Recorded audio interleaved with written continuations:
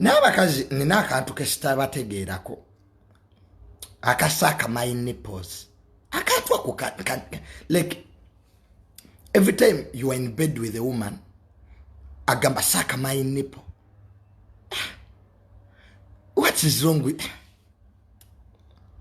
nze no mukazi yali amanyira mbo mukombe ebigere mbo Junior suck my toes emugagwe gwe mukazi gwe nze Junior nkukombe ebigere nze mbo she's coming umanya abantu yaba coming there are things they say Junior I'm coming suck my nipples. If you can't come without sucking them, uze sucking. Watu amwe ebintu ebimu mutandiko byekolera. Like if you think you want to come, you suck your own nipples. Echo nacho chivewo. Ate nebano.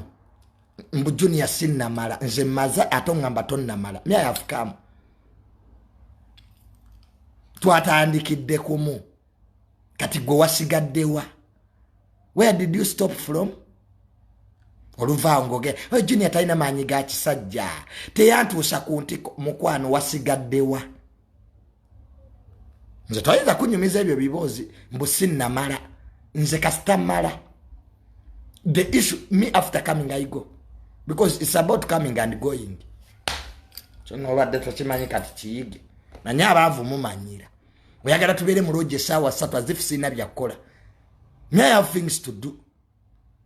No yagala tubeera awo 2 hours tuli ku kitu kyekimu bwe tutuyana. Si gym. This is not a gym, so sauna. Me after coming I go.